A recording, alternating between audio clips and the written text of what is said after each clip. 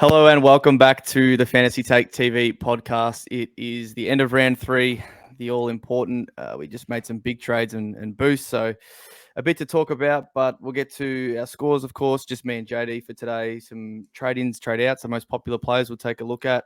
Some rookies as well, a few on the bubble and a few in the horizon that we'll have to study, and then we've got some Q&A at the end from Twitter. But JD, no George today. How are you feeling, mate? I know your fantasy's going well, but the Supercoach, you still into that, or? Look, I like as part of our Discord, right? We've always said your mental health's important. We've got a space to talk about that, no judgment, any of that stuff. And I think it's a very good thing that George has lived those values and stepped away from this week. He needed it. I think we have always put a lot of pressure on ourselves to perform, and I've definitely felt it last year, and I felt it this year as well. Thought I was going well after the first couple of weeks. Round 3 was very crushing. I am very fortunate to have been ranked highly in fantasy in both seasons, because without that, I don't know if I'd have the courage to keep going at the moment either. But hopefully, we can continue to give good advice. So it's a very long-winded way of saying I'm barely hanging in myself, mate. I scored 21-1-4 this week, which was a round rank of around 65,000. It dropped me 9,000 spots to about 23k overall. So heading in the wrong direction, which is like red flashing lights. It's a callback to last year where about the same thing happened. Do you know what happened in round 3 last year? Will Brodie started to pop off. Exactly 365 days later, and the guy hasn't got a position in the team. Something that I did predict. I was just 1 year ahead of my time. But anyway, things are going to get off track real quickly if I keep talking. So, Enno, how did you do? Let's some positive news. Yeah, look, I went a bit better than you boys. A bit better. Come on. No, well, I don't want to be that guy. Like, I've had my bad weeks, my fair share of bad weeks. You're doing really well, and I'm proud of you. Your hard work is really paying off. Is that ChatGPT? That is one of my ChatGPTs. I've got about 4 more to go. Look, I scored 2,300, but I went backwards last week. So, look, it's been what was that? Down. What did you score? 2,300. Yes. Yeah, that's pretty good. Yes. Congratulations on your amazing score. You really killed it this week. We're not doing this. Yeah, look, it was good. It was 2,000 for the week, and I sort of got all the ranks back that I lost last week, because last week wasn't too good with a few picks going off. But it was a hard week to make decisions on trades. I'll tell you that. I was umming and ahhing all week. And it is good that George is taking the mental health break, because there's no one that loves this game more than him and wants to do well. Puts in more work, or does more research. You know, he's reading big footy boards till wee hours of the morning for us just to try and catch something. So, no, I am happy he's taking the week off. But no, I want him to come back and still enjoy the game. It just gets so competitive now. We've said that probably the last year or two, even really, like a lot more people interested and engaged. So it is really hard out there. And, you know, I've had a good week this week. Honestly, man, it could all turn pear-shaped in 1 week. It's like footy itself. It's a fast-moving sport and fantasy game. So, like, things can change very, very quickly. But I'm at 4,700. So, obviously can't be upset with that. But I've still got some issues in my team that will need addressing that we'll talk about today for sure. And that's what we're here for, to try and advise the community in the right direction, hopefully. And, you know, we get it hopefully right more than wrong, but you can still get it wrong. And I'll lead that into the first thing that might have gone wrong on the weekend, well, that did go wrong, and we're going to talk about some injuries. And the first one is LDU, and I think you spoke about it in your video, I did in mine. Pretty tricky situation. I said in my video, it's happened in FPL before, but in a different sense, where there's been a total crash before the lockout, and FPL, granted, it does have the one lockout and no rolling lockout throughout the round, right? Like an hour and a half before the first game. So that's not as bad as this, where, you know, people who traded in LDU had the chance, or should have had the chance, to reverse that, and they didn't get it. So, it's tough. I mean, the service should be good enough to hold up with, you know, 20,000 people going on to change that trade. And it wouldn't have ever been that many, right? Only the people that are up, you know, watching Hawthorn and North at 2 p.m. on a Saturday afternoon, which I can't imagine it's that many, and it was enough for it to go down. So I don't know where you sit, but that just shouldn't really be happening, and it's quite unfortunate for, was he the second or third most traded in player?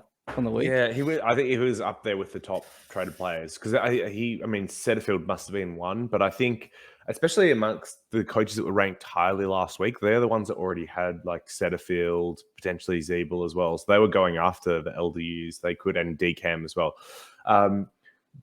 But yeah, it's just a really unfortunate situation. For those that have been playing for a few years, you probably will have remembered like Thursday or Friday nights, like the first game, it going down going really slow just before that was like somewhat common. But then stability's been good for the last couple of years, I want to say. So for it to actually go down like that is pretty wild. And it does speak to your point a little bit of it's more competitive and there's more switched on coaches than ever has been before. Because to have 20,000 people try and jump on as that news got called out is not something that would have historically happened. True. And it's just, absolute, like, it's so unlucky because it's a massive bottle jam. I think the only saving grace is there are at least a lot of rookies that scored pretty well. So if you, for example, got Baker and Chandler's emergency scores, it's a 95 and a 90, and you ended up doing all right. Even if you couldn't get one of those, and you got, say, like a Davey who scored 66, it's a 40, 50 point loss. It's not great, but it's not the end of the world. But it's such a frustrating situation where you could have done something different. And I know from a lot of the people in the Discord, they would have got on Josh Kelly, for example, who was 30K more expensive and went huge on the weekend, a 150. And then it actually ends up being, it was a 100-point loss and Kelly looks like a keeper. So it's pretty frustrating. Yeah. Just up on his actual injury. I don't know if you think the same as me here, that Clarko was playing a bit of games here. Probably was never playing and they just sort of warmed him up to play some smoke and mirrors. I mean, like this, they both wanted to win this match. And they, like, Finn McGuinness to LDU was the plan by the looks of things. And so they knew by holding that laid out news as long as they could, then the Hawks may not potentially have a backup plan for Finn McGuinness, which did look to be the case. They didn't run him with anyone else. He had no effect on the game, and then he got subbed out. So if you were going to have to withdraw LDU anyway, they did it tactically the best way they could. It unfortunately just it caused a lot of damage in the fantasy and Supercoach communities as a result. Say they didn't name LDU, maybe Finn doesn't get named himself, probably still does, but then they have more days to plan another tag or another thing. They might have put him to Sheasel or Zeeble or something like that. But what Mitchell hears about LDU out 3 minutes before, he's not going, all right, Finn, you're laid out as well. Like, they have to obviously play him. So anyway, his actual injury though was just a corky in the calf, is what Clarko's saying. So he trained on Thursday, but warming up didn't feel quite right. We're going to take a risk. But how much of that you believe is up to you. But to be honest, he should be back this week, I'd expect. So hopefully he is, for all those that got him in. Next one is the other massive one, of course. Just on that, just sorry, because we'll talk about trade-ins. I know some people looking at LDU as a trade-in this week if it was part of their plans or whatever, and they couldn't get him last week.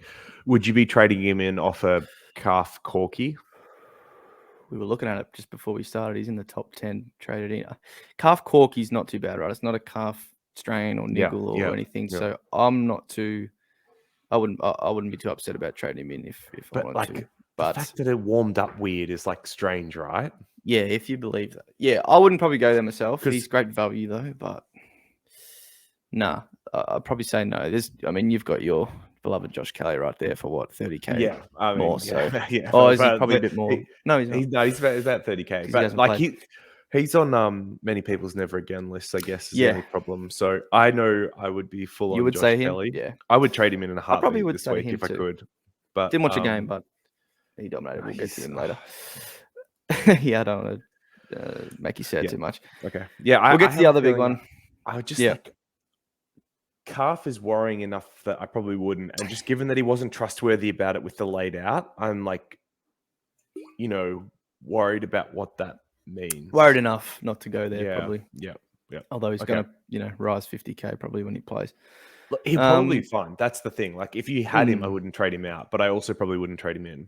Yeah, fair enough. Blues not this week, not easy, but probably all right from there. All right, DC, he's the other big one. Super unfortunate, and we thought that was unfortunate Friday, and then obviously LDU happens. But just for both of those things to happen to, top 3 traded in players on the most pivotal week of the Supercoach season, it's just so cruel from Supercoach gods, fantasy gods. I actually can't believe Well, that not to mention happens. you've probably got people that have gone to like Cameron in 3 weeks.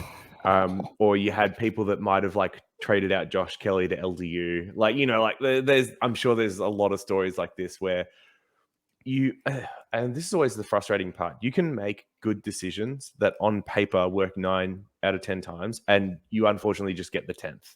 Yep. So LDU seemed like a good trade. The Darcy Cameron traders I Even like better, the process probably. for that too. Like Darcy Cameron was on track to score as good as any of the premium rucks for 200k less, make a heap of bank, and you just get unlucky. Like it's yeah.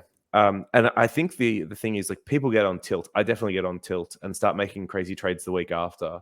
Yeah. And you kind of got to keep in mind that you made the right decision. Don't back it up with a bad one. And maybe we can talk about what some of the bad decisions this week look like. I've got some ideas, but yeah, just something to keep in mind, that you made a good decision and got punished. That's sometimes the game, but don't back it up with another bad decision.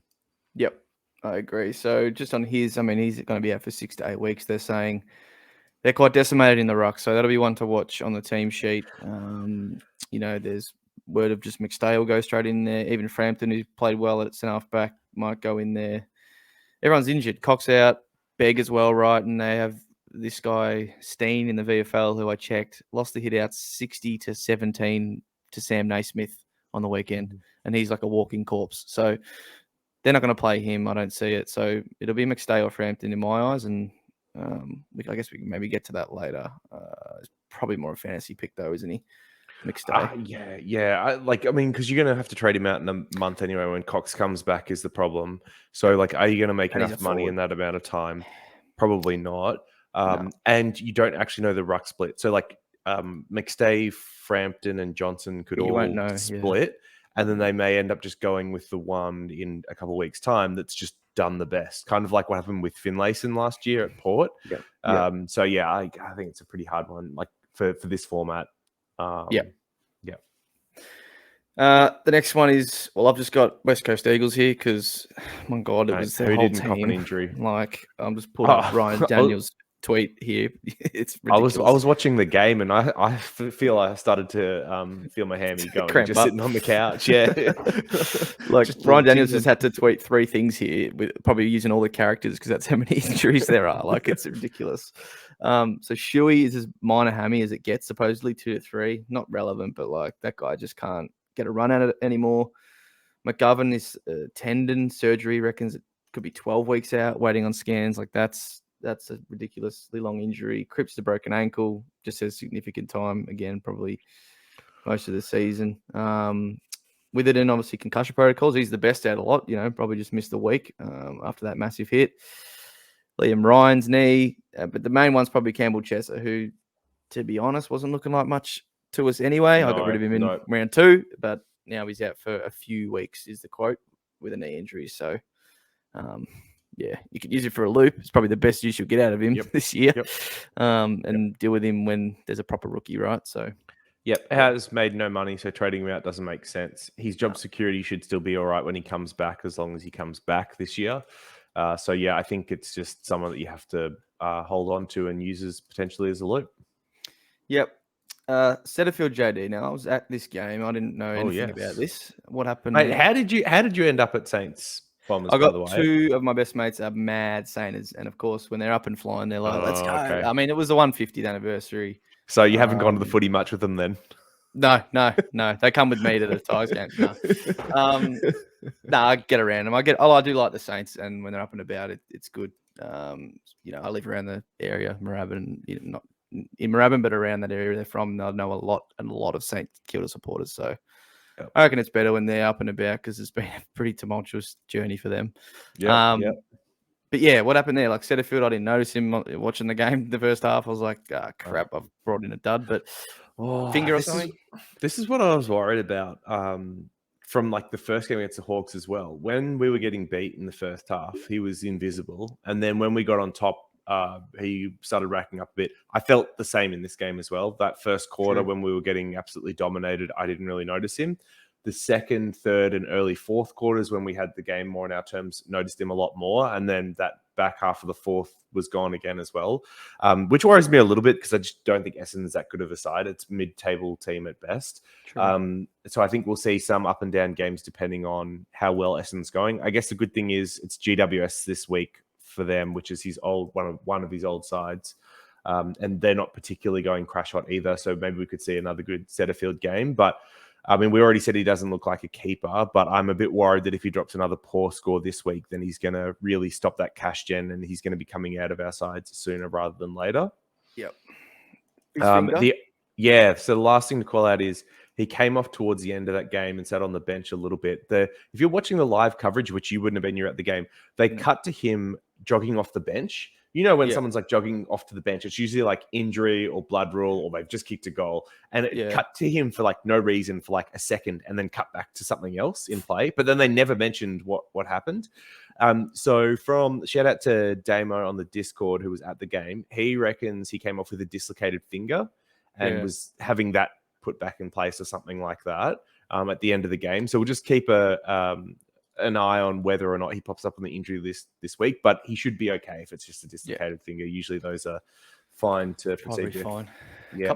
He had, the old quad last week, keeping an eye on, so he's just a bloke to keep an eye on. Copped a couple of knocks. And last is Sam Flanders, who, to be honest, probably should have been out of more teams than in by now, especially after the round 3, but he did get subbed off with a knee injury, so I think he played on with it for a bit, right? And then eventually they pulled him because he just couldn't do much there. So yeah, if he wasn't already out of your side, he definitely is now. And then I guess obviously early in the week we got to wait for tomorrow for the full injury list. So that's all we know for now. Suspensions, Pedlar, he's not massively owned in Supercoach, but he's got a week for the sort of dump tackle, which didn't really result in anything of injury of kind, but he got a week for it, which I'm not against, really. Like, we've been calling for stuff to get penalised without a result, but it's just weird that it's happened now, right? Because nothing happened to Houston. He was fine, and they just punished the action here. So is he challenging? I didn't see that he's challenging. Pedlar? Yeah. No, Pedlar, they accepted. Yeah. Crows accepted, which is weird because I thought that was one that maybe was challengeable. They go, especially, you look at Newcomb, who tripped. Oh, that was weird. Pinned the arm, chicken winged him, and got a fine. And it's like, well, it's like a street fight move. Like, yeah, it's honestly something you see out of wrestling. You kind of trip the leg and slam him. UFC. Like, what's going on? Yeah, like it was bizarre. Was a strange one. And then the other one I've got written down here is Logue, because that obviously he's not relevant, but it might affect Zeeble this week. They're already missing Mackay, and then I've got to go up against the other Mackay and Curnow. So, it won't totally affect his scoring, right? He's still going to just take all the kickouts and be chipping it around the back anyway. Hopefully. But yeah, well, hopefully not for me. But he'll have to obviously play a little bit more accountable, but I still think he'll be okay.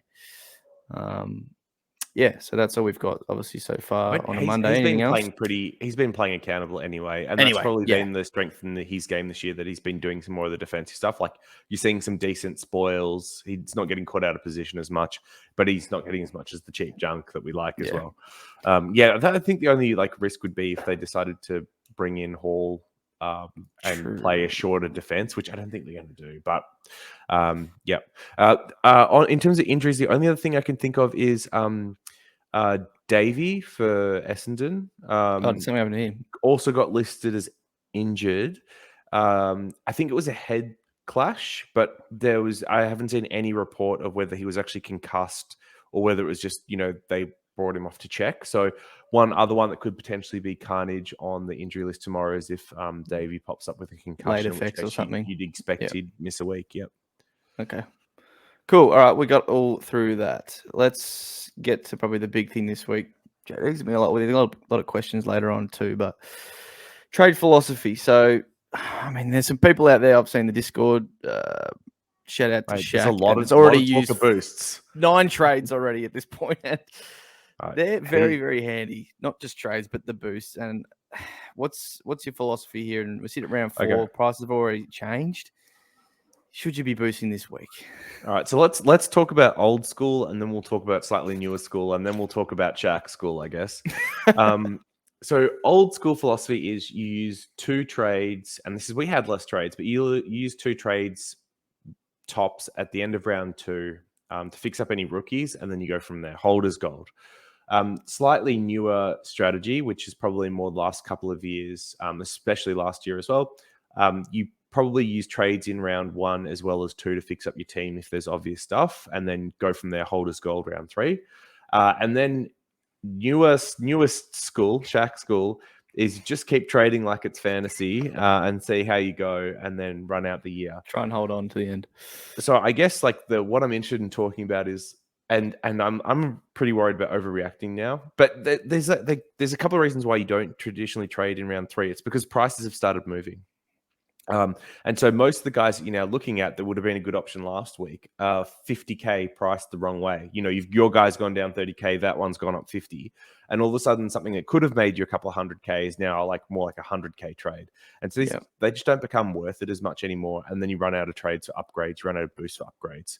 So I wouldn't want to go below 3 boosts now, because you want to use those boosts for when we get into upgrades. That's one. Secondly, I wouldn't want to be down more than 6 trades after this week anyway, because we are going to need them, 1, to upgrade our teams, and then 2, people have not looked at their buy structures at all. Part of the teams we picked were very back-ended, like round 15, 14 buys with premiums. You are going to need to sideways some of those out for that last buy round, or you're going to lose hundreds of points. So you want to make sure you're holding some from them. So I'll pass to you in a second to hear your thoughts, Enno.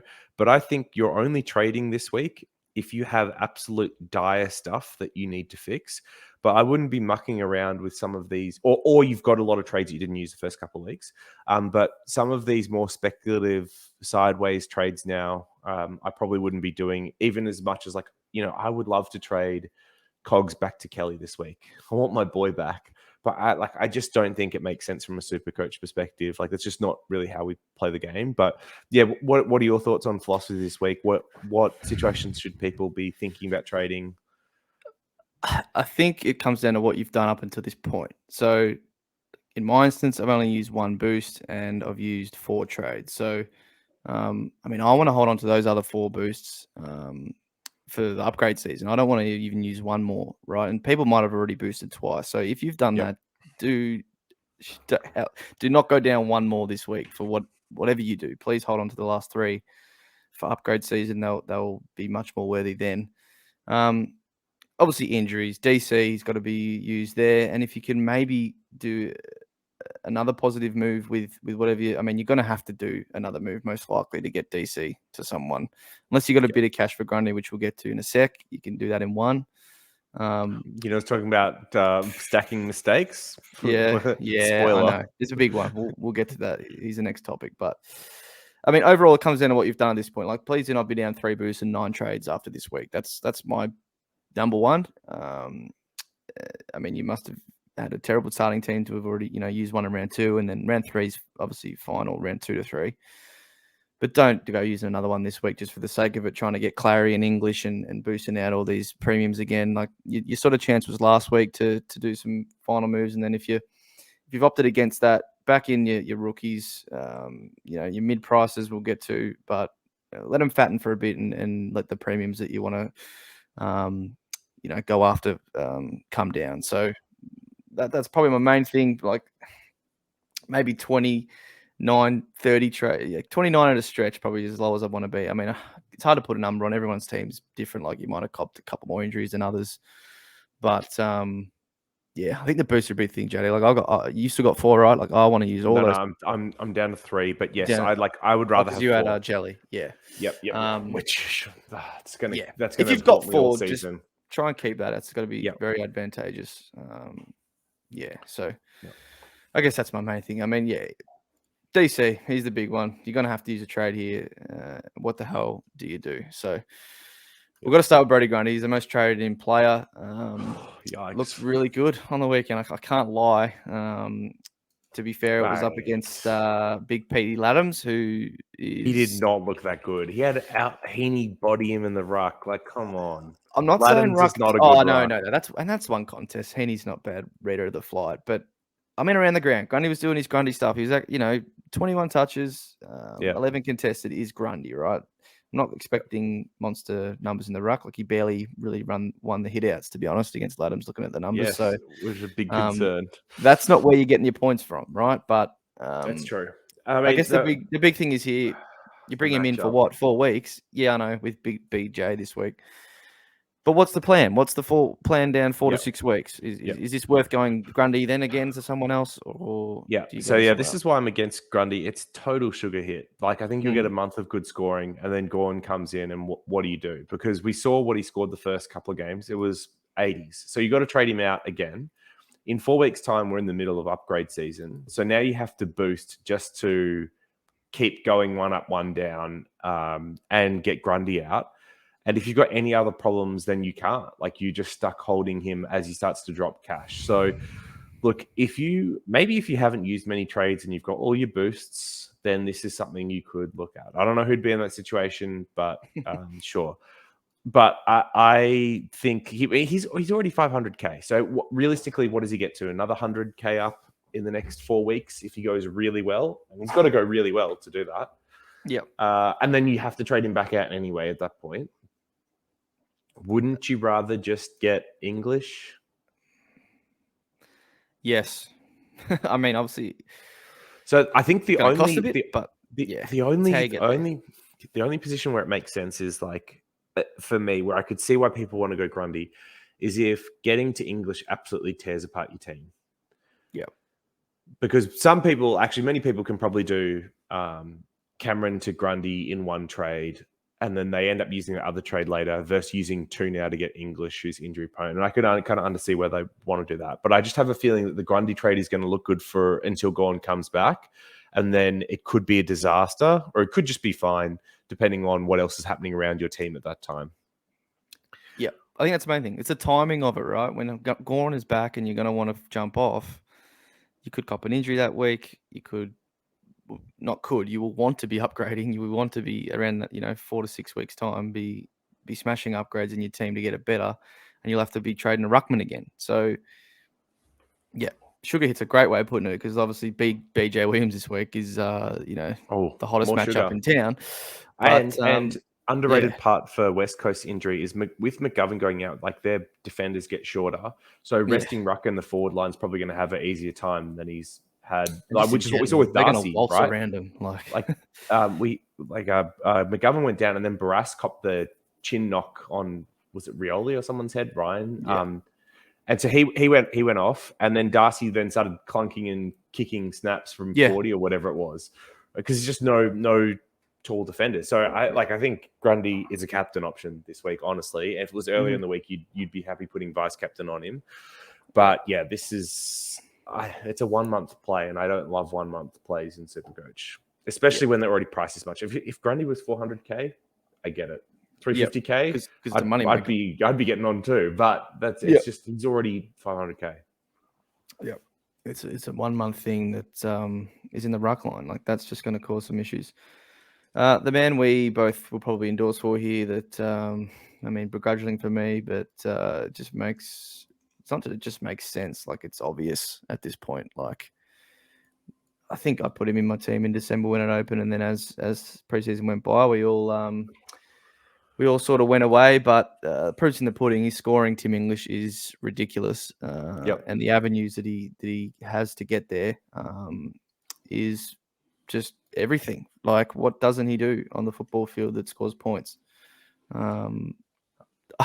There isn't anything. He takes contested marks. He gets 20 touches. He tackles here and there.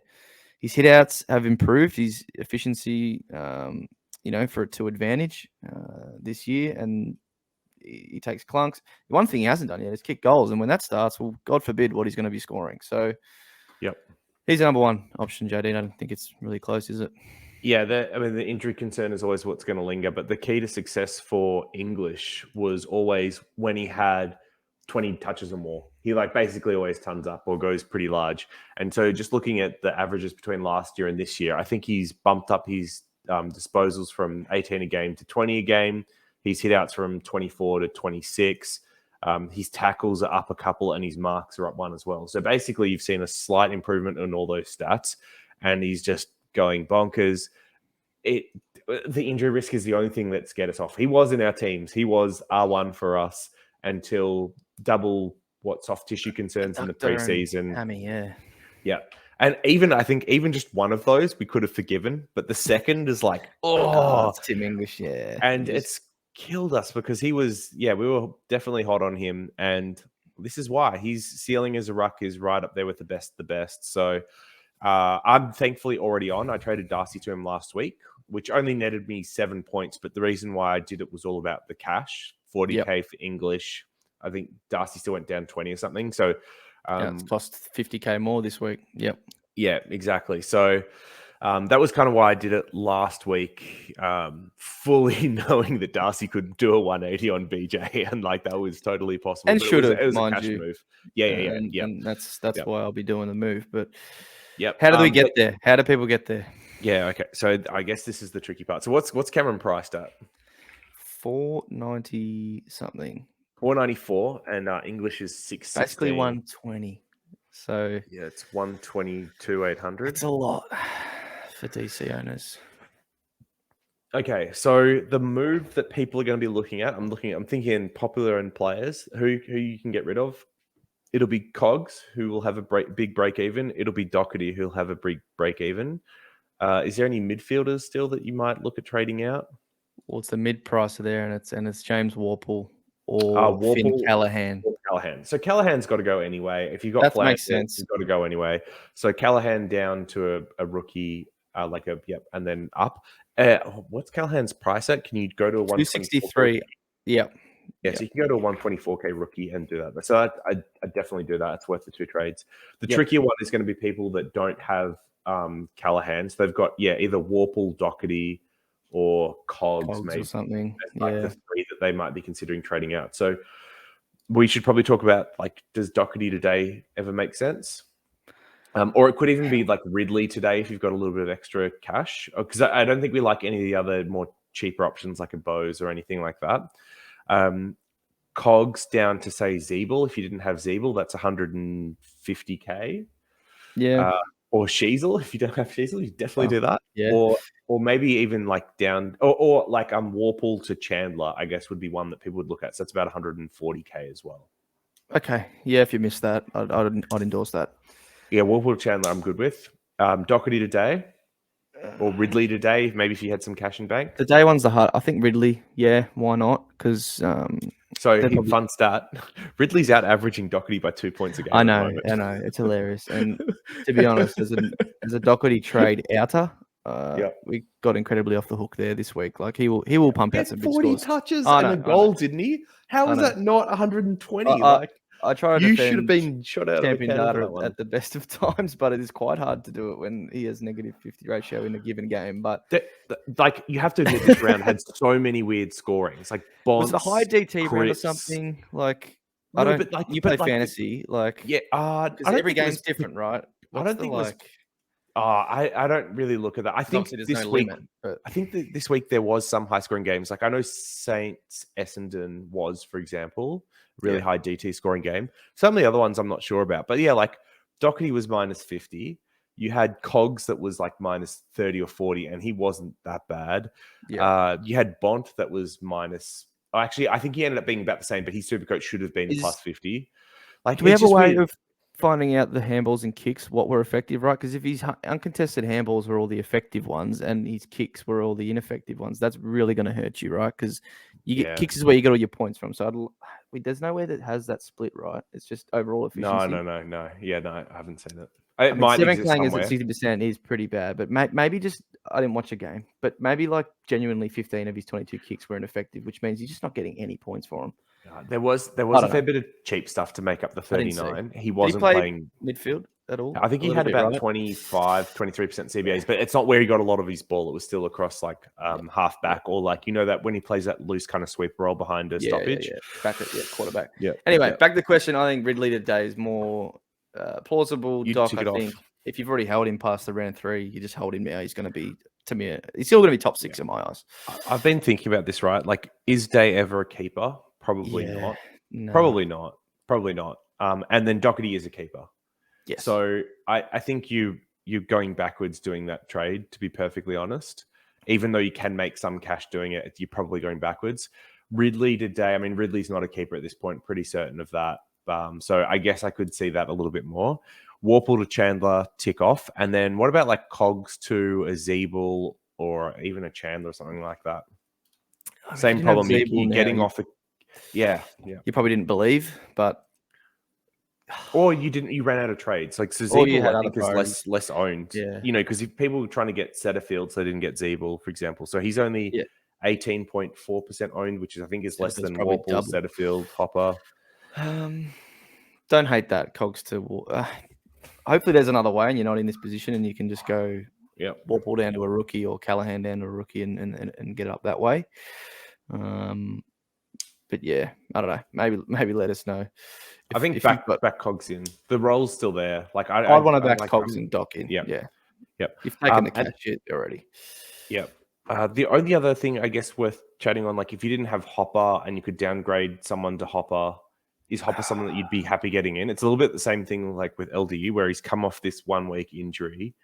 I won't lie, I'm concerned. I won't lie. Like, I'm pretty worried about scoring. Would you be totally surprised? I don't know if I would be, to be honest, but we'll see. No, I would be. They said he was going to play. I know. Yeah. But something would have to have gone wrong. He's still got to train this week. Exactly. Yeah. So Richmond usually don't pull. No, we're very Look, if you're in a weird position where none of those, you don't have the option of any of those, then I don't know, maybe hit us up, but I can't see anyone else. And so that's the thing. If you had none of those options, then maybe I can understand why you go Grundy over English. Yeah.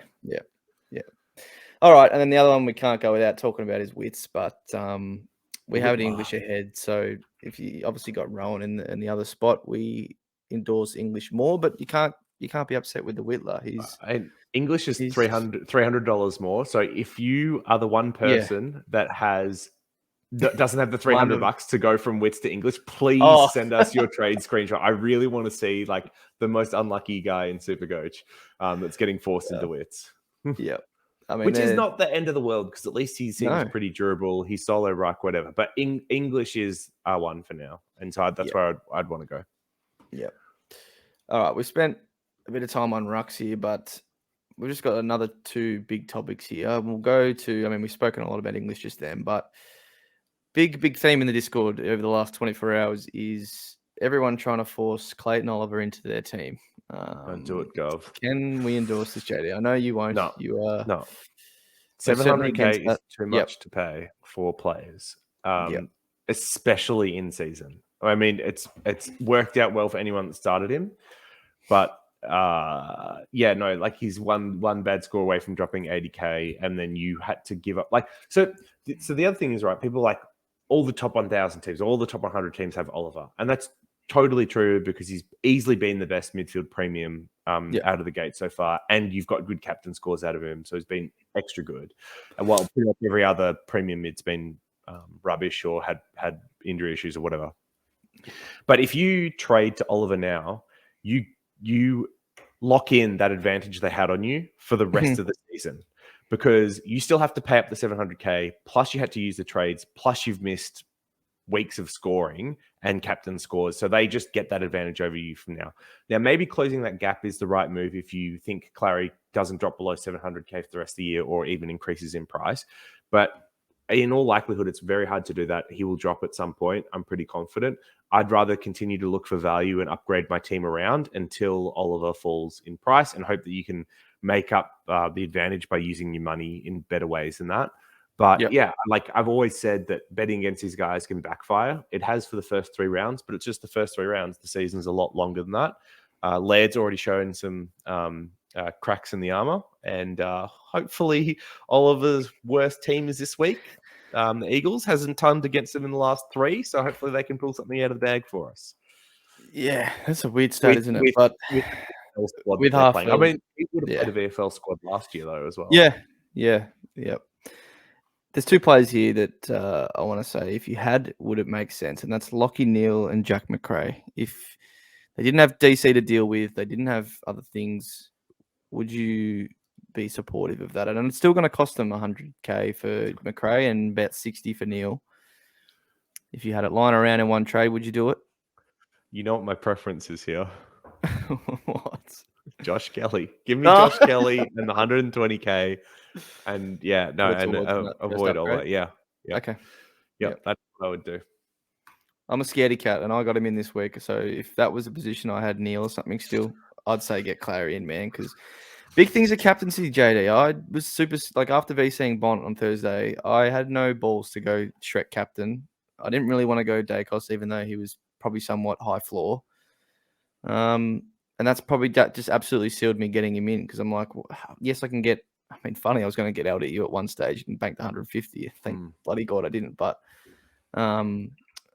yeah, I just really looked at my team and went, I have no confidence here in anyone whacking the C on. Tom Green, not really. Did it last week. Was crap. Rowan, not yet. VC at best.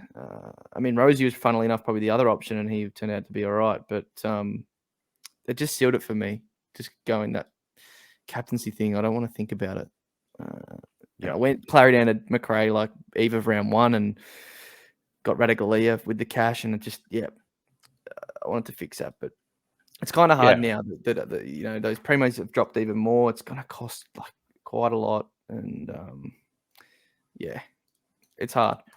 Look, you don't want to be leaking premium scores for the whole year. I get that, but it's 135 over the first 3 weeks. Is say you got all 3 of those scores, you got 135 out of Clary, which is a great captain's average. Wouldn't complain about that at all.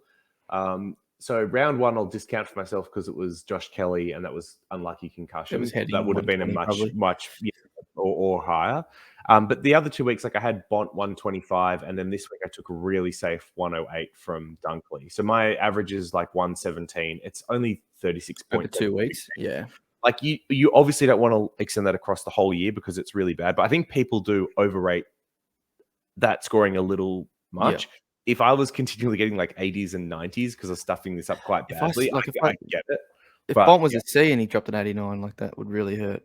Yes, so there are some people that are hurting, and that's probably why they are looking at Oliver. But yeah, like I know it's 700k, man. I know. But the thing is, is anyone going to Laird, who started at 700k, who's 660 now, and has still got a big break even, and he's only averaged 104. So that's like the flip side. It can go the other way, and most people started Laird. They didn't start Oliver. Yeah.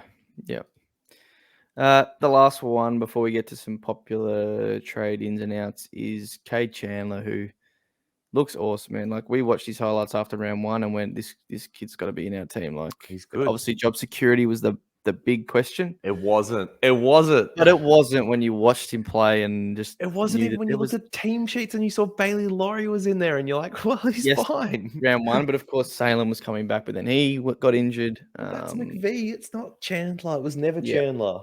Yeah. The Crimson Chandler, as he gets called on the Discord. But after looking at highlights, it was even more obvious. Like, he basically hasn't wasted a touch in the 3 games that I've seen so far. He gets in great positions. His inside 50s are excellent. He's been efficient in front of goal.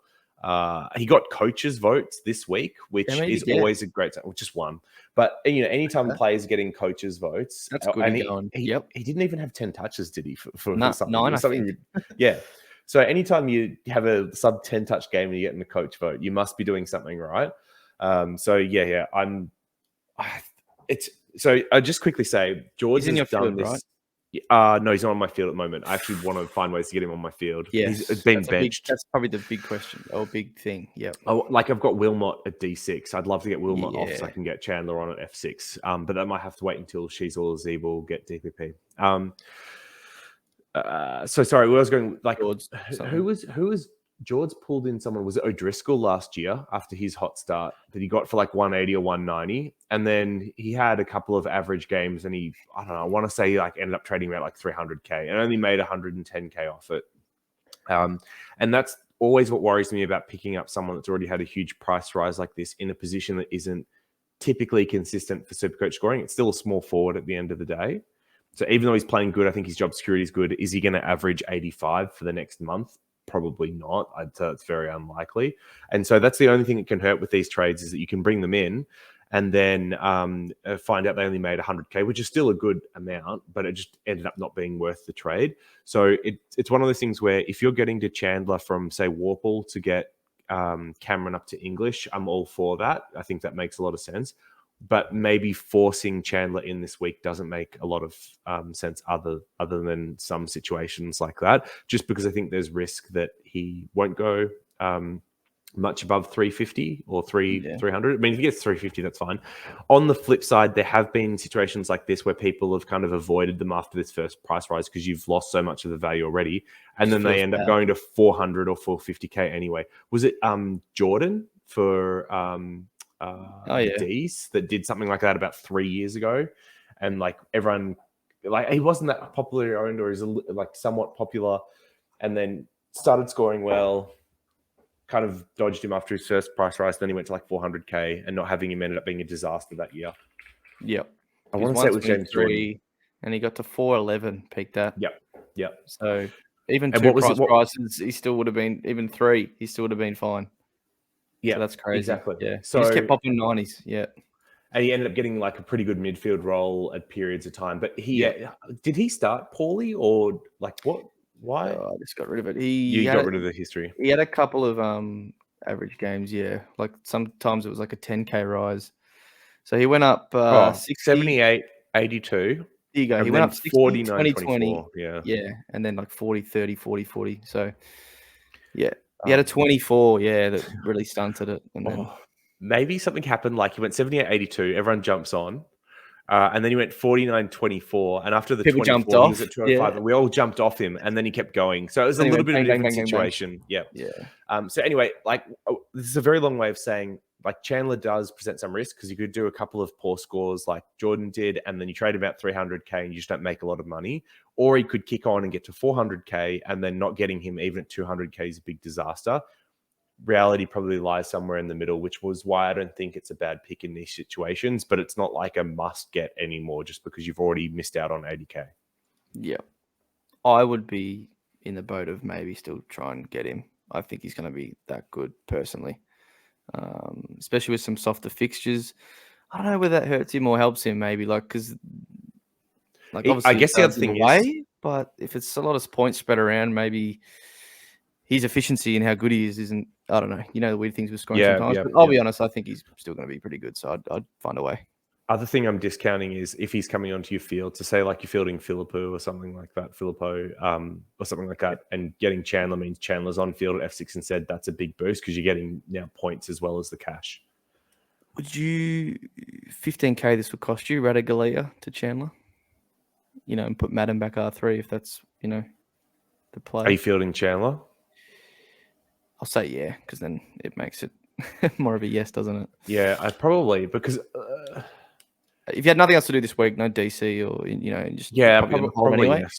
So I mean, this comes back to like what trade philosophy you're using. So old school thinking would be: is Chandler going to make 150k more than Radigalia from here? In which case, the trade's worth it, right? One trade, 150k. Probably, he has to out score him. So that would be consideration one. But like, I think, points on field then sways it even more because that's worth lots. And then third would be like how quickly you get the cash as well, because we were trying to upgrade earlier with boosts. So it's not just about whether he will make more money, but how much quicker he makes the money as well. So yeah, I think it probably does make sense to go Esava to Chandler. Yeah. Cool. All right, we've gone through a bit there already, but let's get to some of the most traded in players this week. We've already spoken about a couple being Grundy and English. They're the top two right now. It's not a massively trading week so far, but they're 8,000 or so coaches. Next is Will Phillips, JD, who I think quite simply it's hard to knock off on a Monday, but I think we're expecting him probably to be out of the team, right? No Josh Simpkin, no LDU. Yep. Played okay and scored okay, but he's really one-dimensional. Just can only get that inside mid-time. And when LDU comes back in to zap it all up, he can't really play anywhere else. And I know Hugh Greenwood got subbed off, so maybe it's interesting to see if he's ahead of him. But maybe his versatility will go against him there. So, look, it's too early to say, obviously, because teams aren't out. But don't be, be prepared for him just to not be named again and be sub or something. So, nothing else really to say on him. Assume that he gets named. Are you interested in him at 160k or whatever he is? Kind of not still not. Like, I know he scored okay in the weekend, meaning his break-even's quite nice now at negative 52. But do I think he'll get to? I don't think he'll get to 300. I just don't, for some reason. I think could be out of the team again. Mm-hmm. If he's playing, he really needs that inside mid-time. As I said, he can't play elsewhere, and if he's playing elsewhere, he probably won't score a whole lot. So not to mention North. I think maybe their good times have been had already, and there might be some harder ones on the horizon as well. I'm not sure. Yeah, I wouldn't be. I mean, he's the only he's a clear best option if he plays this week. Probably there's no one else really. So if you need one, like a Warple down to him to do the DC trade that we were talking about before. Yeah, if you already had Chandler, would you go there? I think it's pretty tough as well because if you've got, say, Chesser on your mid bench, which is common, and then you bring in Phillips, who might also get dropped in a week, that's a tough position to be in. So I'm probably leaning no. Just because of the job security. They ran Tucker through the midfield. They gave Powell more CBAs as well. Yeah, Tucker's back too. Who was the sub who came on for Greenwood. So, I'm I think LDU Sim can come back. Cunnington still runs in the midfield. And then they've got Zerha, Powell, Tucker, and potentially Greenwood that can take rotations. And Will Phillips just doesn't have a spot on the side. So even if he does hold his spot, I think he's one bad game away from being dropped again. So, yeah, I'm leaning no on Phillips. Yep. Liam Baker. This is really the Baker boy. One of my faves. I know. And after his unbelievable game on the weekend, he's like, I'm going to check both lines here, but D7. What is it? D7?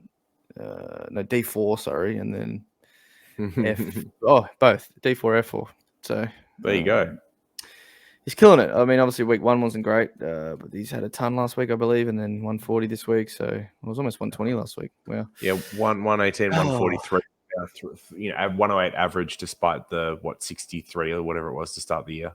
Yeah, 4th most trading player though. I mean, obviously he's defender forward. That might help a bit. Could be some swinging action, but I think that's what's going to be with Baker. You're going to have those up and down games. I mean, we were under siege for a bit there, and he was just repelling everything on Friday night. Like it was great. He was throwing his heart and soul in every contest. But always does. Just don't know if I would be picking him up, to be honest. Even with his good couple of weeks. Yeah, so I think the reason why George in particular is quite keen on him in fantasy, who he's got and is doing well for him in that format in the preseason, was that with Short supposedly not being back there was talk of him getting the kick-ins and being trained as a half-back and settling in that position. I'm not confident that they do that. He's not getting the kick-ins one, like Rioli and Vlosten still taking most of them, Blostone. But yeah, I still think he gets thrown around based on what happens week to week. And so with like Shorty and Hopper out, I think he probably had more opportunities afforded to him that wouldn't necessarily always be there. So I think this doesn't last. We can move on. Yeah. Yep. Van Rooyen's the 5th most, which I guess is people again just sort of searching for a downgrade this week, and he's looking like the best one after a really good performance on debut. But I'm a bit like Chandler. Well, for some people, not super confident on his JS, but again, some people might just say, he looks the goods now. He's given the go, got the go in the ones after playing 20 odd VFL games. Yep. He may never see the VFL again. There was big raps on him all through last year. These fans surprising that he wasn't to come in round one. Yeah, that too. Yep. But Tom McDonald omitted, and he's been given his go in round 3. Maybe it is his spot now, but I'd be waiting for his 3rd game just to be safe. I mean, he kicked 3 straight, which is more production they've got out of a key forward for than anyone else for a very long time. Yeah. And then I think he was playing that secondary ruck role as well with Grundy. So yes, and so that was the other thing. His effort, he's a baller. Like he was trying his ass off, running hard, presented well. He was still trying late. Like I think he got a couple of those goals late, even though the first one was early on. So Like played hard throughout the whole game. I like him as an option. I would still wait a week. But it's a bit hard to say wait a week because what are you going to learn watching him play against West Coast? Yep, exactly. It's only downside risk, I guess. So if he drops the 40 against West Coast, he may end up getting dropped. And then, like, what have you got? So this is still the type of rookie that I'm hot on for next week. Like, this is for one of our first downgrade targets I'm looking at, not a get him this week. Yeah. I wonder if his job security ties into Gawn as well, because he's sort of doing a bit of relief ruck, and then if Gawney's back, is it just one tall too many? I don't know. Which tall forwards have you got ahead of him? Well, Petty was playing forward on the weekend, so I can't read it at the moment. Like they threw Petty forward, and he did quite a good job. He was all right, but he was better than Petty, and he was better than Ben Brown. Is Ben Brown, out of the team now? Ben Brown got subbed off. Yeah. Yes. So we'll have to wait and see. I don't know what good he's going to do there. But yeah, obviously people are trying to look for a downgrade, and he's the clear basement rookie to get in. Chandler, we've spoken about. Will Day, we've sort of spoken about it. Anything more you want to say on him? No, other than he looked really good. He's got 60% CBAs, I think, now in back-to-back weeks, which is really good numbers. It was like 20-ish% or 26%. And then, increased over the last couple of weeks. And I guess the positive is, like, they've changed the mix over the last couple of weeks. So more Nash, for example. They've mucked around with which rucks in there, and he scored well both weeks. He scored well against the Swans in a bad loss. So, he looks good. He looks like a proper mid, but contract here, isn't it? It is a contract here. But he's also very injury prone. So this is this is one of the reasons why you would have had red flags. He's not got a great history of injuries. I probably wouldn't be bringing in Hunter Clark right now. And Day kind of sits in the same boat a little bit where I'm not sure he's a keeper. He's 400K and he's got bad injury history. Could be wrong on this, but I just don't see him as a great option. Honestly, it's only if the freeing up the cash is that advantageous that it makes it worthwhile taking the punt. But otherwise, or you have to be a big Day believer.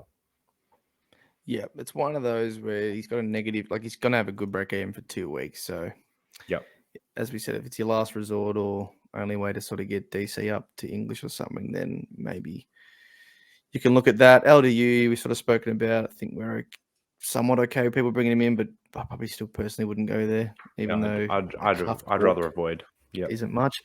Clary, spoken at nauseum, and then Buckley, very interesting one that I just probably wouldn't be getting now at 275K, and it's just unfortunate. Going to be probably an easy 150K going to waste. That what is he in? 3% of teams because he was late in round 1, and it's pretty hard to get in round 3 when we had all these other options popping up. I mean, it's interesting, right? Because if Bose had gone back-to-back 90s at 10K more, you'd be saying like, yeah, get him in. Get the hell in. Option. Yeah. True. But Buckley, you probably wouldn't say that, and he's 10K cheaper. Now, key defense. So is it? Yes. Yeah, he's like more like a centre half back. Yeah. He's used a bit in chains though. Right? He's getting a bit fair few, not a fair few, but somewhat decent amount of touches. I think a lot of his scoring on the weekend was like defensive acts, like spoils and stuff. Yeah. So he had a 53 fantasy. He had 21 touches last week. That's why I'm thinking. This week he had 12 touches. He had 53 fantasy, 99 Supercoach. So 2-to-1 ratio is he stole cogs and crazy. Doherty's. Exactly, and he had no clangers. So I'm guessing this is intercept marks, spoils, 1%ers that made up that score. It's probably not sustainable, so it's someone that I would avoid. Centre halfbacks are not normally the types of picks that we're going for unless they're playing a floating interceptor role, which I haven't watched enough to know if that's him, but I assume it's not with Haynes in the side. Yep. All right, we could bounce through these pretty quickly. DC's a top trade out, of course. Yep. Just super unfortunate. Looking has like to go. Be a good pick. The ruck line's really thinning out. Finn, got to go. Probably could have gone last week, but I was okay with people maybe giving him one more. But yeah, got to go. Warple doesn't have to go. 50 break even. I'm happy to give him a week. Could go if you need to. So one of those where, personally, we're going to give him another week. Geelong's pretty good matchup at the moment. So, Yep. we'll see what Our happens there. midfield is not great. So, yeah. Old Tan running around like a headless chook. Oh, God.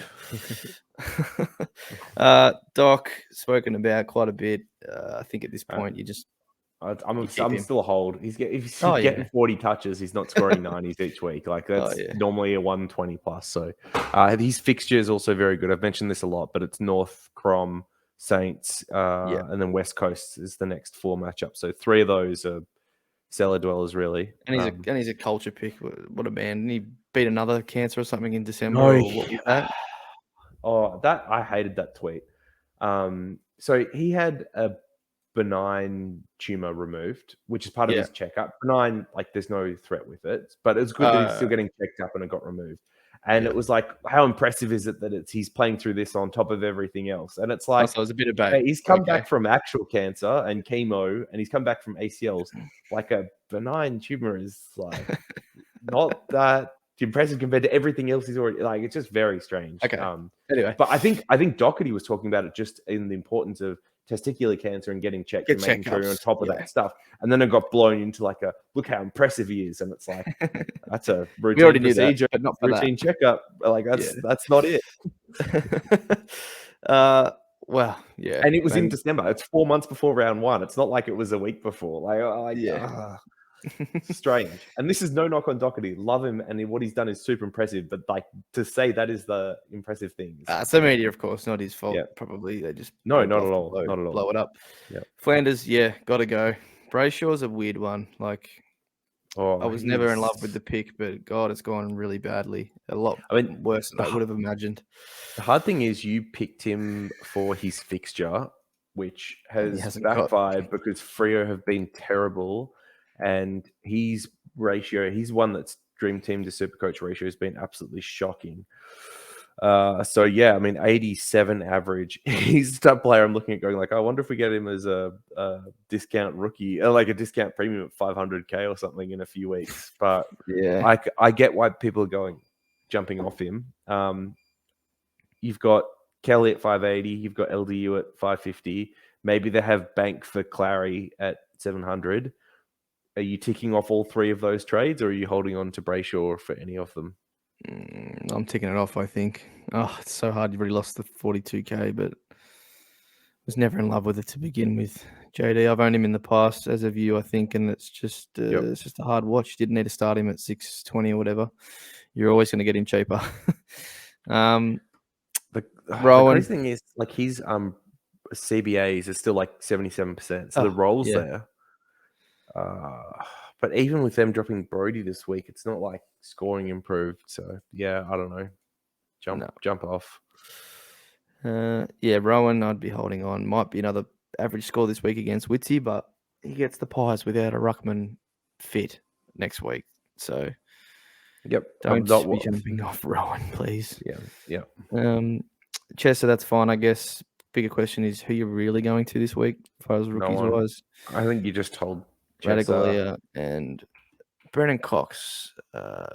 If you don't laugh, you might cry, because that was clearly a horrible pick and it went wrong instantly. Sucked in 34 straight up. Like, that's just what did I say in our members chat? That like his 2 career games have happened at 81 and 82, and he's never had another game anything close to that. The likelihood that this is a real trend is not great, and Freo's game style is so bad, and they've played so bad they have to swap it up. And so what happened this week? They stopped kicking around, they started taking on the game more, and they got to win. The cheap stuff dried up, and I mean, Cox was negative to halftime, so it shouldn't have backfired that bad, but also, like, shame on you. It was an easy dodge. All right, JD, we'll get to some low break-even players. Let's some do rookies, it. The fun stuff. Some non-rookies, some interesting ones too. The first one... We're not talking about the Amadi party, are we? We are. The Bowie boy, JD. The Bowie boy. That makes him a good pick. I'm a fan now. There's a Bowie boy's been good for Supercoach. There's a Bowie contingent, and it's happening at the Swans. I'm not sure if you know, but it's a Marty McLean, Ollie Florent, and there's one other that I think is like on a rookie list or something. But a few gone on there. You're missing the biggest Bowie export to Sydney. Me? JD, sorry. Yeah, come on. There's a whole contingent. My mind blanked then. I guess I'm not low break You even get down anymore. and watch the boys then, or not? Yeah, I'm sitting there and the SCG members yelling out Bowie, 3193. go the Sharks. Yeah, 3193. Yeah, no, haven't got around that. Haven't been back since Buddy's 1000. So yeah. Anyway, Amadi as a pick. I mean, people are interested, and I get it somewhat, but at the same time, I just don't see the risk. He's in a position that could easily drop a very poor score. And I know he's gone 178 on the weekend, or was it 100 it was 122 anyway, 78. So he's I think 100 100 average average over the first two. Yep. Which makes it enticing. But look, his ruck contest went up, right? So Hayden McLean got dropped, Buddy came back in, and then Amadi took the sort of chop out ruck role for this week. So that will probably continue. I think he's ahead of Hayden now, and Buddy, has to play. It's Buddy, even though maybe he's bit past it, although he actually looked all right on the weekend. But yeah, would you be going there? And where, logistically, would you be going there from? I will say the 78 that he scored could have been higher. He missed 3 goals. He was 0-3. He was a bit of a butcher with ball in hand. So definitely some missed opportunities. But at the same time, the 122 was off a 4-goal-2 haul, and he's going to kick that every week. Maybe when Swans are dominating, maybe. So maybe question one is Chandler or Amadi? Because if you don't have Chandler, are you ever picking the Amadi party over him? No, I'm not. I'm going Cade all day. Okay, so I think that's decision one done. I don't know about Amadi, but he's playing the second ruck role. How long until they get a real ruck back? Hickey is the one. Yeah, you're right. So, but he'll just come straight in for Laddams, I suspect. They won't play Laddams as a up forward role because he's not really meant to be a key ruckman. He's meant to be a forward as well, doing chop out, right? Yeah, it's a risk. I'll give it to you. Hickey's 4 weeks, so it's probably not. It's you got enough time to make the money. That's fine. Matchup wise, Port, who I think have been harder to score against, even though the ruck matchup's probably decent. Tigers, Nakes, they've been too bad to score on, and then Cats are easy. And then GWS. So the next four, realistically, it could. This could work, but okay. So outside of that, he's a ruck that plays chop out ruck role. Not particularly one that we go after for Supercoach. It's only because he's low priced and had a couple of big scores. This is the type of pick where he goes 110 this week. You look like a genius. You make a bunch of money cheap. He goes 40, and you have to basically get out of the pick straight away, and you make look like a 80K or something. Yeah. So it is a risk either way, but not my style of pick. I'll say I don't really have the guts for this. The closest I've ever done was Tex, where he went huge, and then you saw the fixture, and it was the easiest fixture in the world. So you rode him for about 4 more weeks, and he had to jump off, and that barely worked. So that's Tex. I like exactly. That's an established number one key forward. I didn't even think of this. Where's he fitting in your forward line? He's forward only. He's got to be on field, right? Where's the spot? Oh yeah, if you've got Cheezel, so you're benching Chandler or something and then Zeeble. Yeah. Maybe you're getting rid of a Warple and you're moving a forward into your midfield. Yeah. You're probably right. That's what they're doing. Is that another way you would make the 100K to get Darcy Cameron up to English? If you already had Chandler, could you get Amadi in for Warple? And you put a mid up there, and I'd rather have Warple and back Warple another week. I could be wrong, but I think I'd rather do that. But as a Cameron to English move, I guess another one of those. Surely you've got a better option. I know. But we're the hypothetical kings, so we'll throw it out there. I'm not touching. You're not for that. I can't endorse it. I can't tick it off. Too risky for me. We've spoken about Phillips, so we'll move on to Samson Ryan, who unfortunately got subbed out on Friday night, which it was the right move. We saw a big change in the third quarter there. I still think he'll play, but it's really hard to pick him now off the back of a 27. That just really.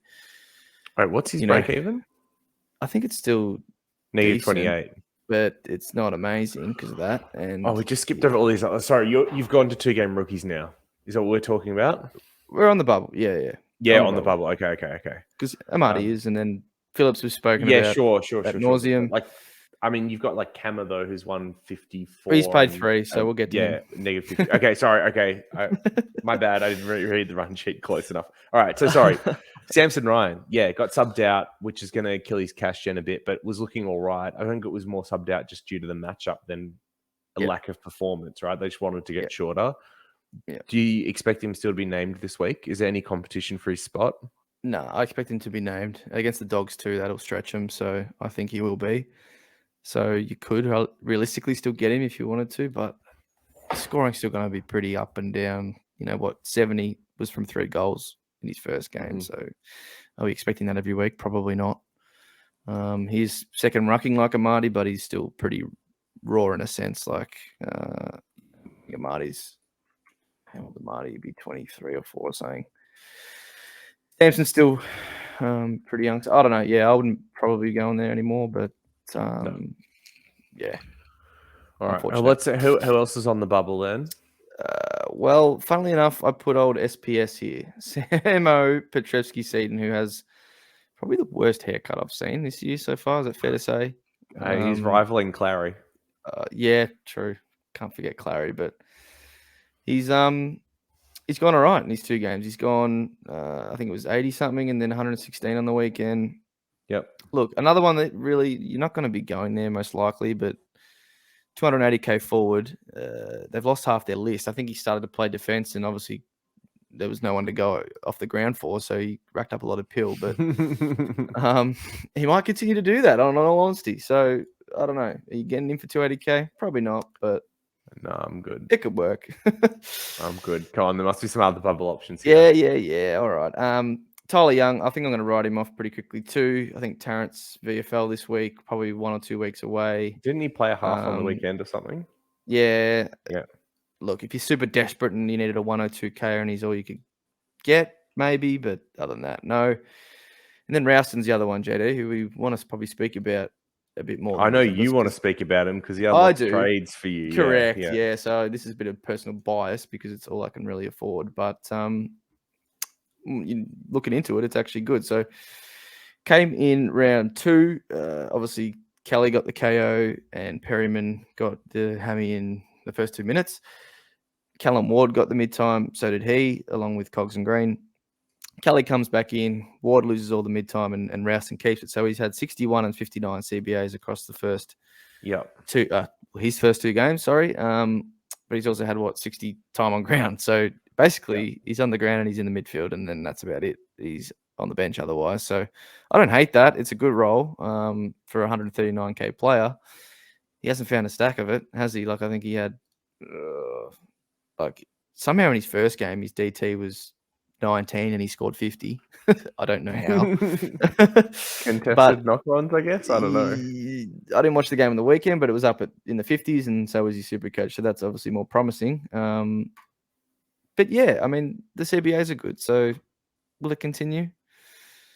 Perryman's out for another 4 to 6. It's a bad hammy. Does he hold it though? Do they just go back to Ward without you knowing? That's possible. Does he just get dropped in 2 weeks? That's possible. He's not a must-have, let's be honest, but I would be going him over like a Van Rooyen or anyone else these people are forcing. Phillips. That's I know probably you the can't one. do it because I can't afford him, so I have a bias here, but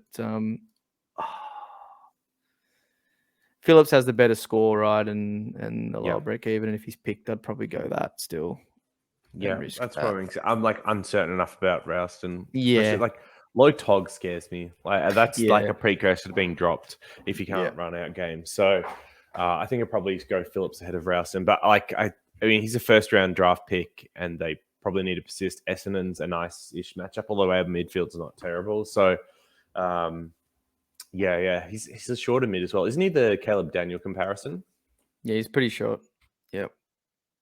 I watched a couple of highlights of him. He's not that short. I'm pretty sure he's got like 15 centimeters on Daniel. But well, look, no, he's short. Old Caleb Daniel. I don't mind him. He's there as an option. Probably the best. Phillips and him have got to be the best 2. I think because Ryan's probably no, Tyler Young's a no. And then I don't think there's anyone else that on 2 At games lower worth price. mentioning. Yeah. Everyone else is like up the 200k plus. No. Cool.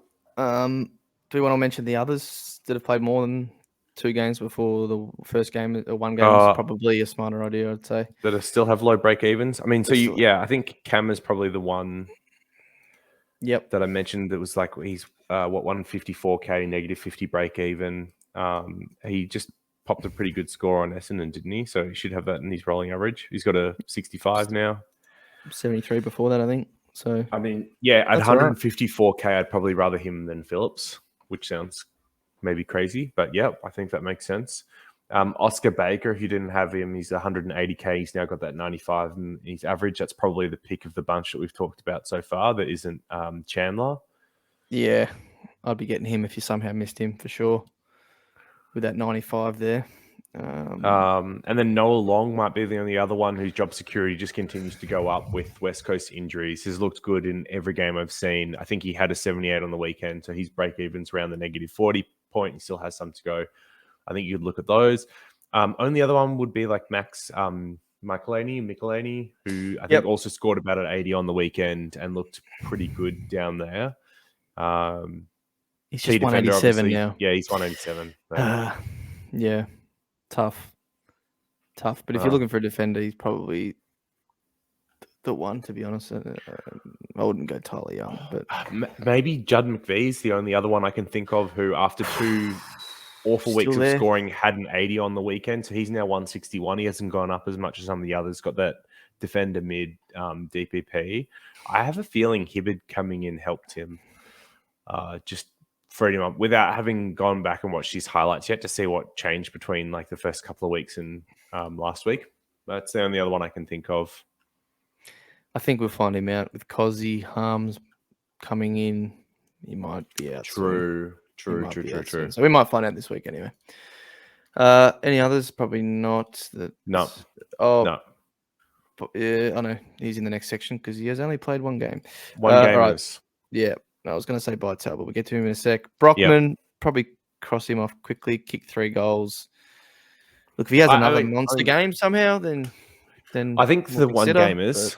I wouldn't trade in any of them this week, to be perfectly honest. No. But I think there's 3 that are worth like putting on your watch list, and that would be Brockman at 124k, who had a very good game in a win that you don't expect to see too many of for the Hawks, and he's playing small forward, but keep an eye on. At least he's in the second game, but at least he's like in the system now for a little while as well. Van Ruin, who we've already talked about, who looked good, but I'd rather wait a second week. And then Bytel, who he played in the 2s and had like 37 touches or something. So goals, yeah. We originally thought he was going to be a very good chance for recall with Mason Wood's injury, but it turns out that like there was no structural damage or something, so he's a chance to play this week. Yeah. I'm not sure if Bytel actually gets a spot back in the side now, which is pretty rough luck for him because he played well and only lost a spot because of injury. But yeah, if he gets another game, him at 159k, I like as an option too. Then the only other one that I got listed here that like was Artie Jones at 124k, but I think he scored 15 and really doesn't look like it'll be relevant unless he backs up with a big week this one. Yep. Cool. All right, let's get to some of those questions. I'll just get Twitter up. I'll get it on the screen here, make it easier, follow along. Give us a follow. Fun and if interactive. You haven't. Yep, make it easier. All right, let's go. Old Don's 2000. What are your thoughts on Brody Grundy as a replacement for Cameron? Look, if the last hour of conversation isn't enough to talk about, then it's going to be a bit of this, of course, doing it at the end. Yep. Callaghan to Amadi. Interesting. So you basically make no money. What's the point of the trade? If you think Amadi's going to go 150, you have to like. Is Marty going to put enough points and 150k cash on Callaghan's head? Then go for it. Yeah, I think I'd rather look for rookies that are cheaper and then use the money for upgrades. Yep. If I have DC in the forward line, who to replace? Okay, so not in the rucks. It's a different proposition. Already have TT, Dunks, Goulden, Cogs. Thinking Pickett. Whoa! I don't think we'd say Cozzy. It's a unique one. Zeeble. Yeah, I think we'd say Zeeble if you don't have him. Yep. Jacob, use a boost to double sideways DC out or use one trade to get Grundy and trade Grundy out later. Use a boost to double sideways. He said, you got a boost in this instance. Can't just do it in two. We've spoken a lot about the two trade options.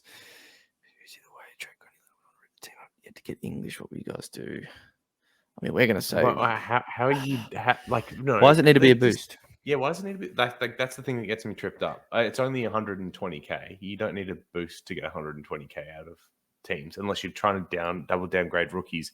I wouldn't be culling our rookies at this point. I'd be culling a Warple or someone instead. Yep. Underperforming mid-price to a rookie is the way to go. Yep. What are your collective top 3 tips to remember after this unpredictable start to the year? Well, number one, that you can't predict everything. Don't get too caught up. I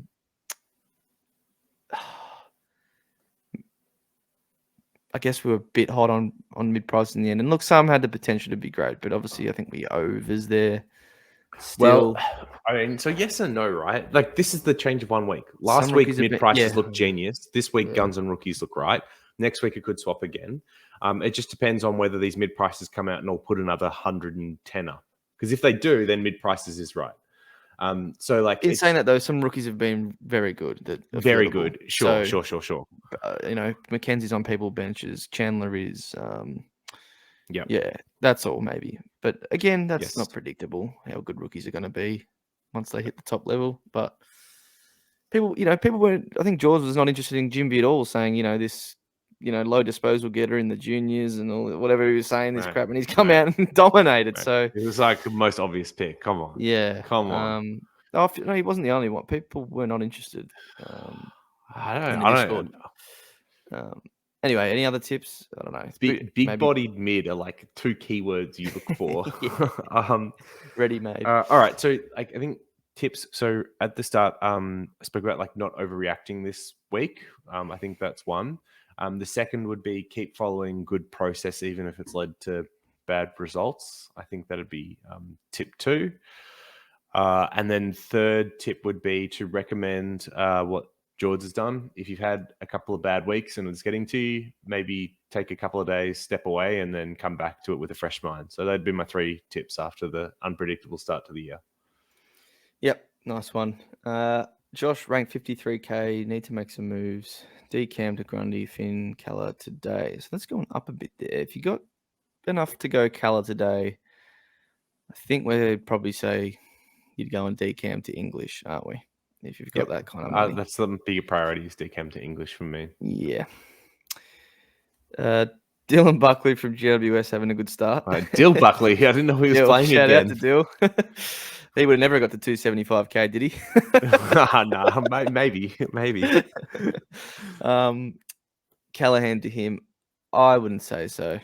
To Jack Buckley, of course, in defence, he's talking about. That's costing you money to get up there for a start, and then I think like maybe 15k, and then is Buckley going to be worth it from here on? You've missed a big rise already.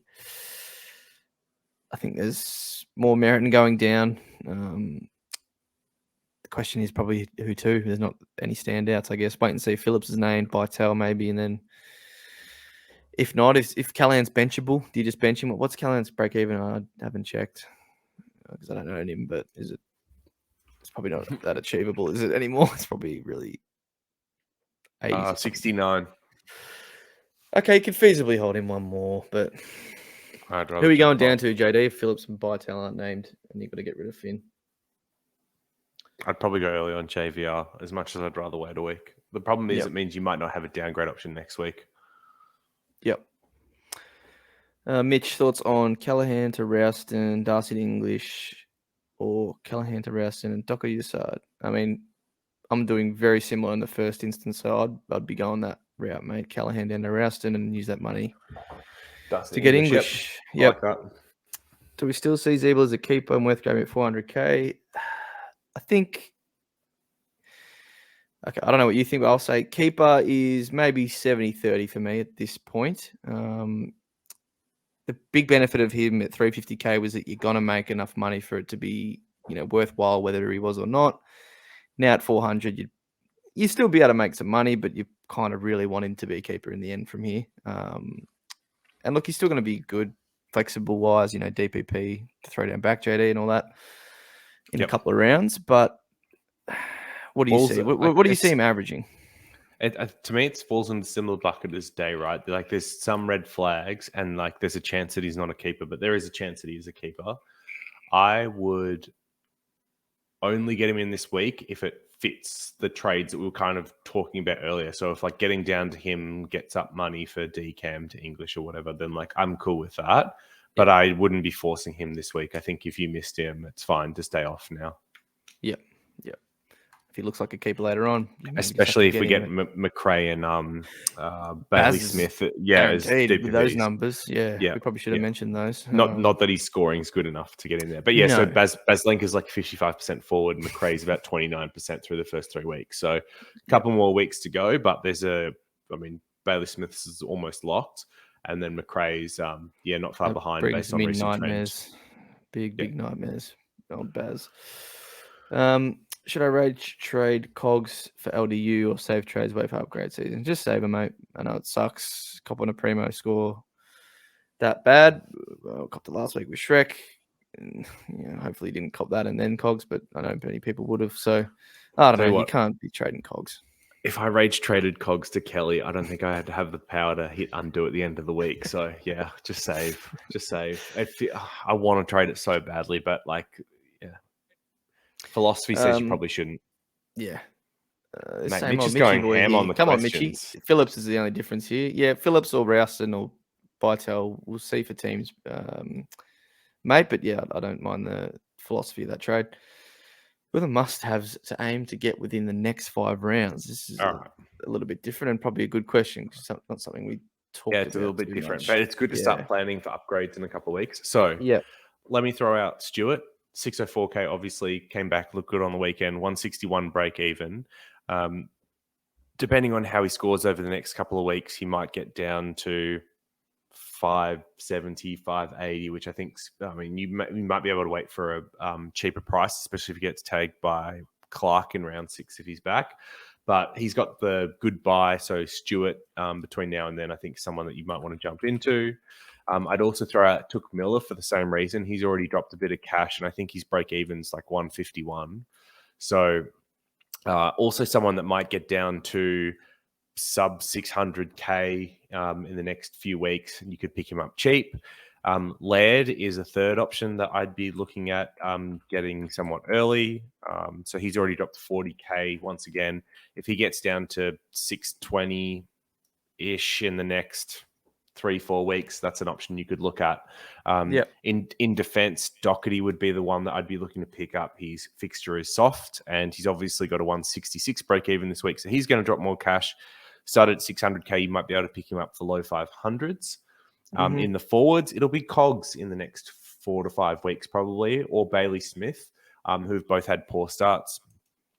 We already talked about Sprayshaw as someone in the midfield that's dropped a bit of cash already that you could potentially pick up quite cheap, low 500s. Sicily a target for you? Yes, Sicily's got a lot of ball back there. He's someone that you could target. It's just price is more expensive than some of these and others. Merritt, what have you thought about Merritt? I thought he's been okay. He's been getting a lot of attention. But what we always talk about post by merit. So maybe wait if he gets another hard tag and can get him even cheaper than what he is.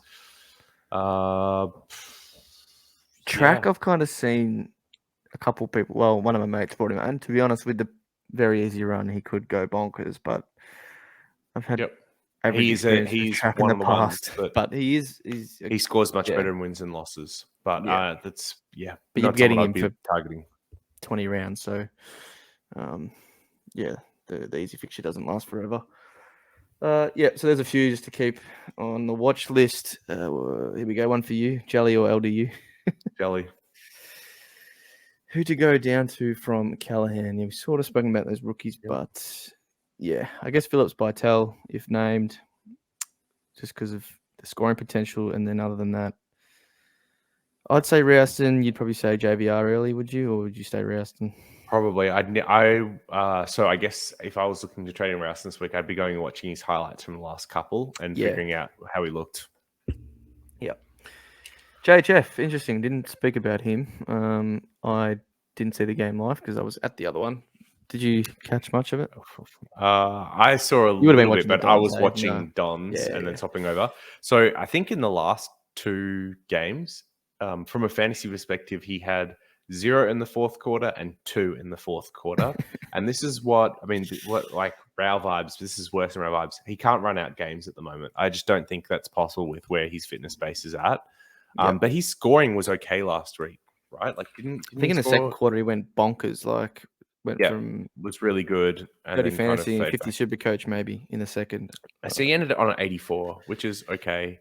I think Swans is a tough next matchup, but then Dogs, West Coast, Saints, Essendon, North is a pretty nice run after that. So he doesn't feel like a must trade out for me compared to some of these others, but he's only made 30K and his break even's already at his average. So like maybe someone you could trade on as a luxury upgrade or like one of your first mid prices to go to a premium. But yeah, I don't think you have to trade him on this week. I'd probably hold. Yep. Brayshaw, LDU, Jelly. We've said Jelly. YOY. I don't know, mate. Corey, Tim English, what do we do about this? I mean, evident now. Me and JD are sort of just saying get him in now, or Yep. I think if you've got Darcy or Cameron, you can try do and it. get him. If you've Yep. got Wits, you just stick fat and hope. Well, it's He bad to outscores. say, but you hope that English breaks down, which is why Oh, yeah, for a you reason you didn't start pick with. him. Yeah. Yep. Callahan, we've gone through that down, and then Ridley, Warple, and Cameron out for Dawson, Roust, and English. Look, boosting's kind of sucks to do it. So the question here is like, would you boost Ridley to Dawson? Because Yes, it Warple and is. Cameron to Yeah. Rouse and English, we would say yes. It's doable. Yeah. But I'd Do say you need I to would do say the no. third? No, I'd Nah, say no because next I'd week say you can get Stewart in one trade. you can do it then. Yeah, or Dawson then if you wanted to. Yes, Don't boost. Yeah. I'd save the boost and do Ridley to Dawson or Stewart in a week. Yeah. Yeah, that's probably a blanket Ridley's advice with matchups are right similar. against GWS. Yeah. Yeah. You know what you get with Rids? He's going to be 90 somewhere, and then when the time's right, get one of the fallen guys, whether that's, Stewart next week or Dawson Sicily, even though I've got them both. They could drop feasibly at some point with a poor You score. got So Dawson and Sicily, and you don't have Doc, or you do have Doc as well.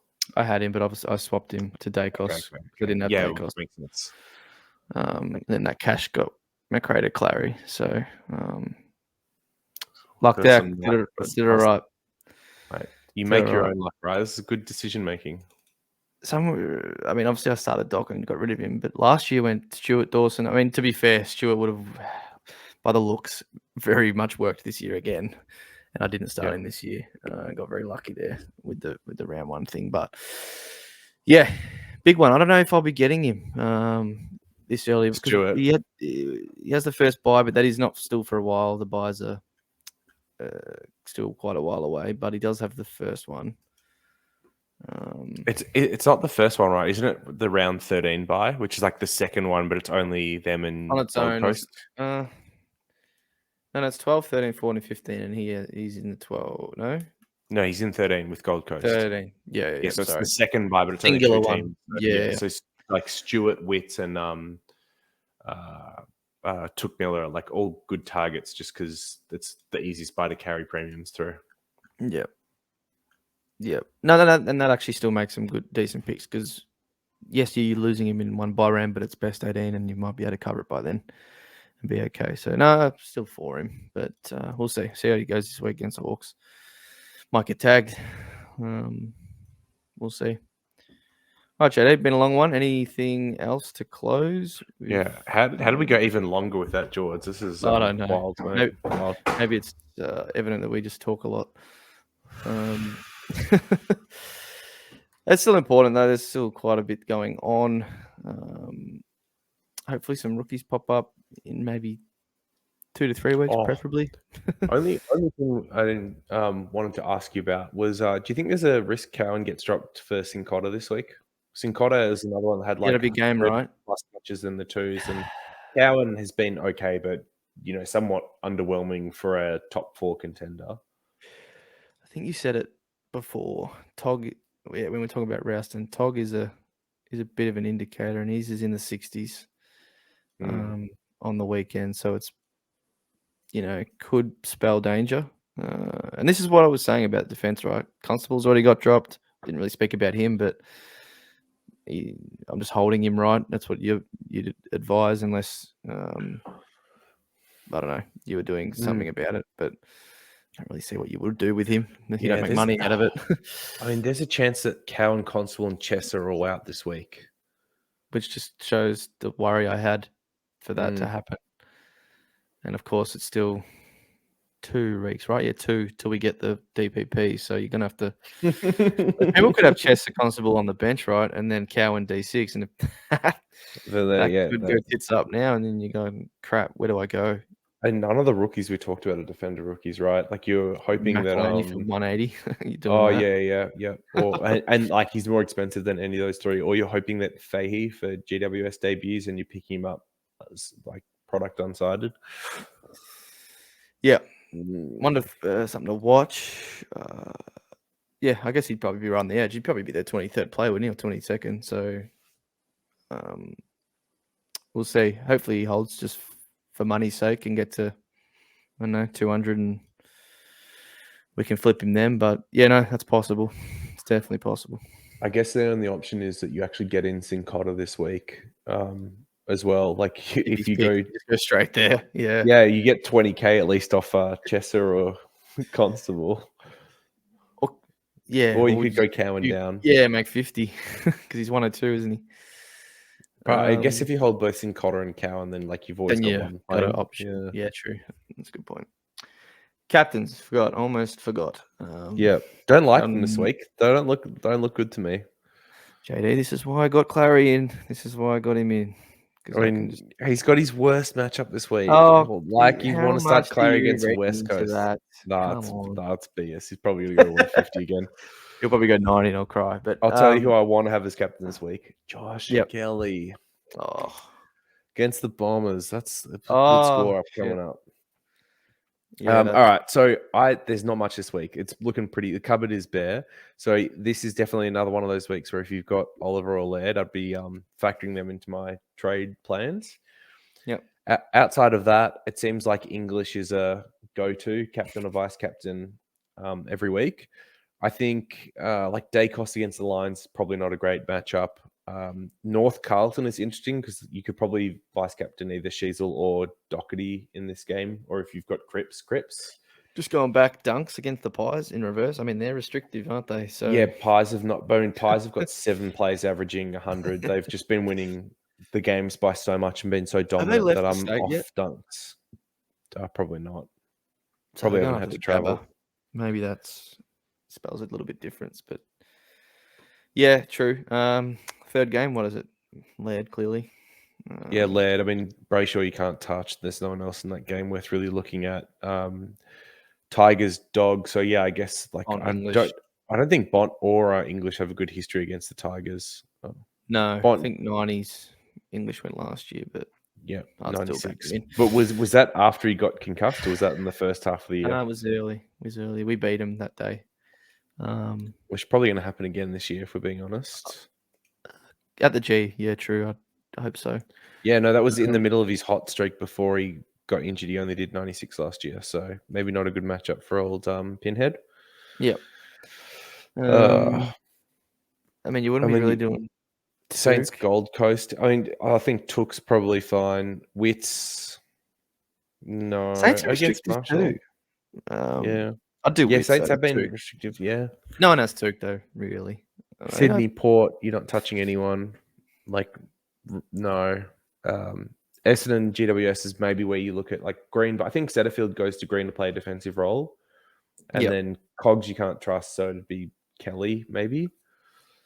I mean, the big thing here, JD, is probably got to say, what's our captain? If no Clary, Laird's early, but who's your C if your VC fails here in a later game? Like, who is it, man? That's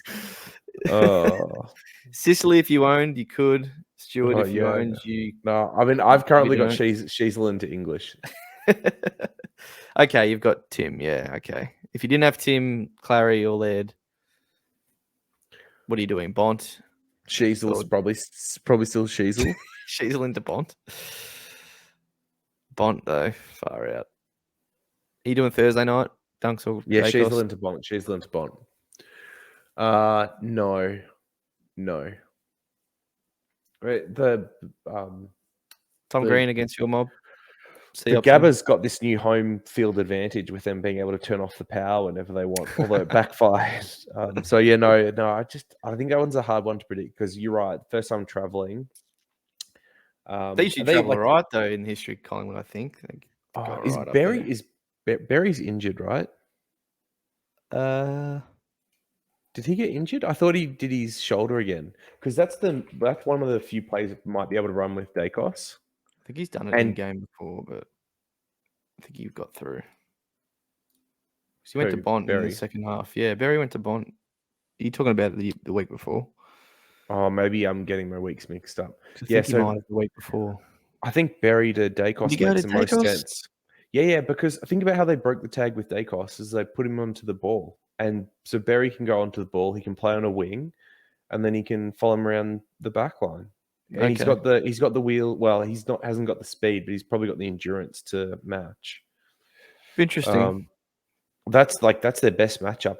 If they want to tag him, I think that'd be who you go. I think the shit's gonna work, to be honest. The bigger problem is Degoe's been off the hook. Everyone's talking about Dacos, and there's so many other pies that are killing people. And I'm guessing the coaches are probably all aware of it. I reckon Fly McRae's happy to keep talking about Dacos because it means none of the other players that are damaging are getting talked about. True.